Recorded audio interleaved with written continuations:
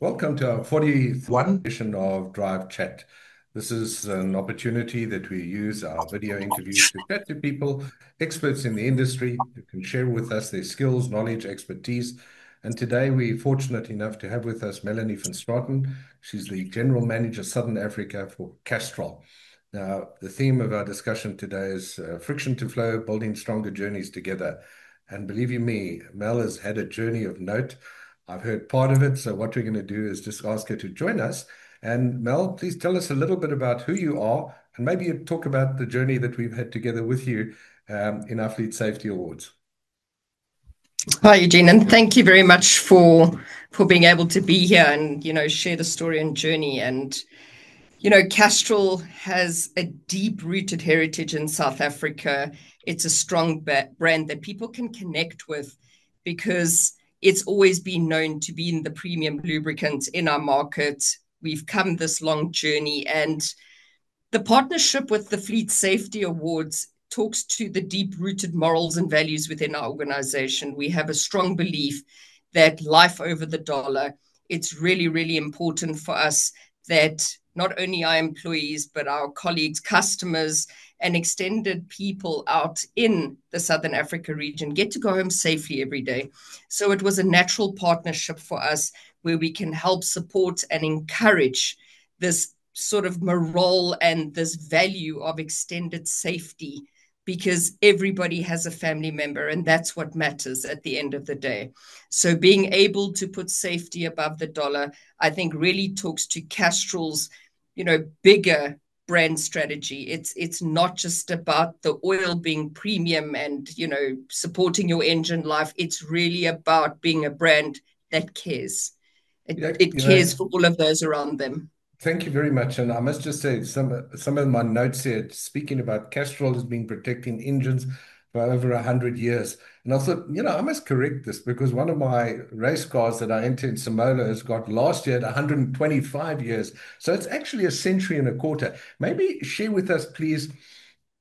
Yes, protecting an engine is one thing, but your lubricant flows in how many engines around the country? And it keeps fleet safe on the road. And I thought I'd share this statistic with anybody who's watching. South Africa in 2019 used 27 billion liters of fuel. Now that's a phenomenal amount. And lubricants accounted for, I think, 350 million.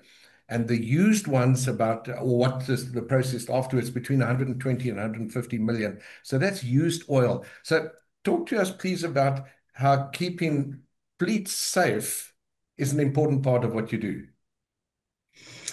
I think what's important to remember is the real technical aspects of lubricants and what it does.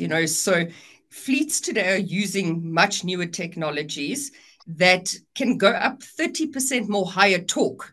So you can also understand that higher torque is going to bring higher engine temperatures and pressures. And this really puts punishment on the oil, the engine components, and it pushes it closer to breakdown levels, and it reduces its useful life. So when you start looking at Castrol's products and how they formulated with that extra performance, those reserves are there to fight that oil breakdown. It controls oxidations and deposits, and this really helps minimize the potential for those vehicles to break down.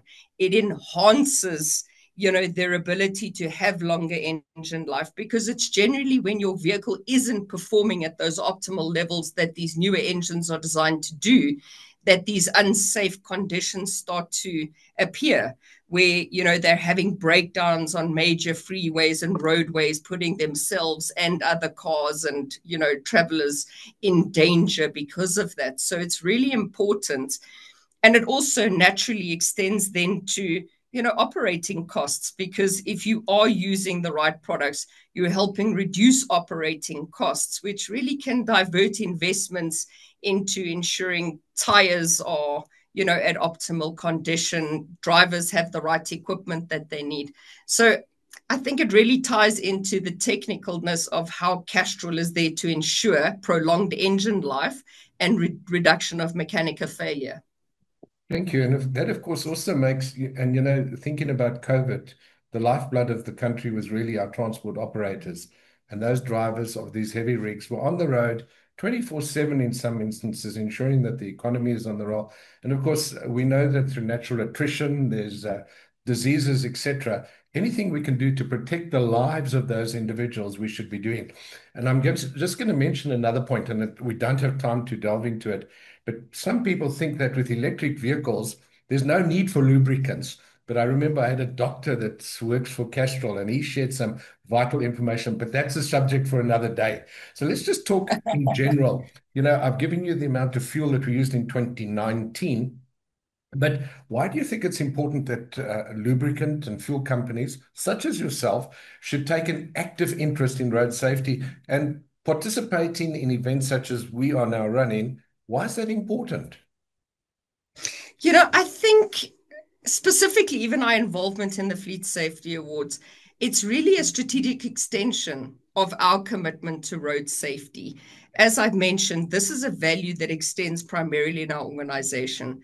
But if you think about anyone outside of this organization, they're a contributing member to our general society, to our economy. These are families, they are friends.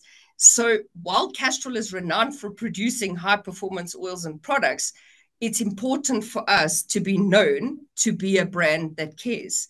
It's so often today where brands will come and go, in economy and especially environments like South Africa. It's really tough to operate. We have a lot of challenges that are presented. So we want to be that organization that isn't adding to that complexity. We want to be not responsible on paper or lip service. We want to be seen as a brand that actually executes on the values it pretends to have.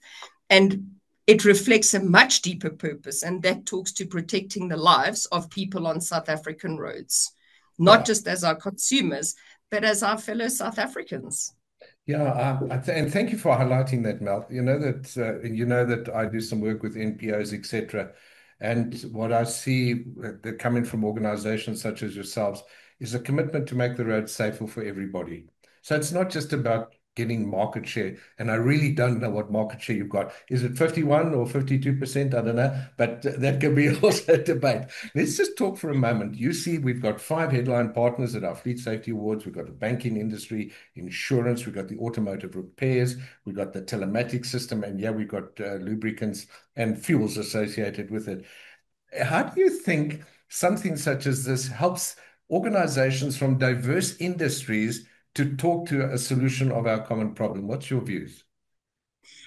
I think the ability for us to come together, I see it as a significant opportunity that helps us talk about, some sort of standardization in safety practices across fleets, because you'll find, different places have different, agendas. It gives us the platform where we can promote responsible usage of fuels and lubricants, support driver education, fleet management programs, but also wellness programs. So, being able to have these kinds of connections really gives us the opportunity to think on a broader strategic level on how to inflict change. It's very easy for, corporates today to go, we have an expectation of government to do this, or we have an expectation of an NPO. But in fact, the power lies collectively in all of us working in a systematic way to bring this into a standard forum to actually execute the change instead of just the discussion of the change. It's interesting that you should say that because, one of the reasons why we initiated, and by the way, this is our 4th year, we committed to do a minimum of 3 years. You came on in year 2. So thank you very much for that. It's given us impetus.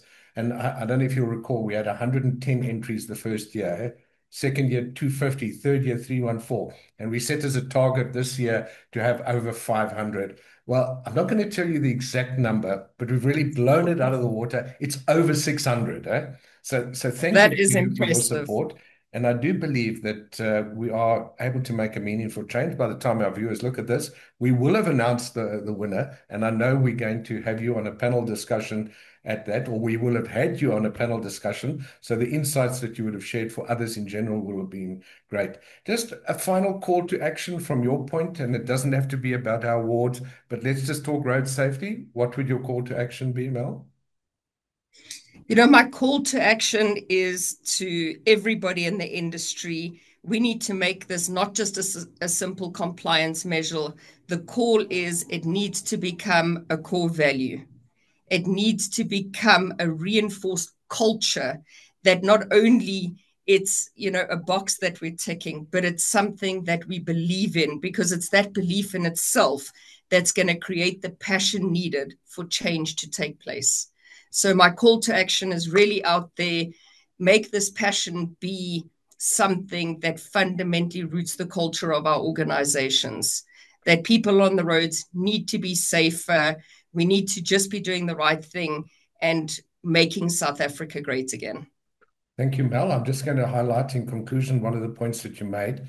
Many people say road safety is a standard that has got to be adhered to. It's actually more than that. It's a value, because standards change, but value should never. And if we can reiterate and apply those values in our lives and those that we immediately work with, everybody will be better off. So Mel, thank you for joining us. We look forward to a continued relationship, and next year we're going to be even better and bigger, and thank you for your support. So ladies and gents and folks who are watching, thank you to Mel for joining us. We look forward to the results of the Fleet Safety Awards for 2025. We're already working on 2026. So we look forward to the results, and thank you, everybody. And with that message, please drive safe. It's important for both you and I. Thank you very much for joining us. Thank you all. Bye-bye.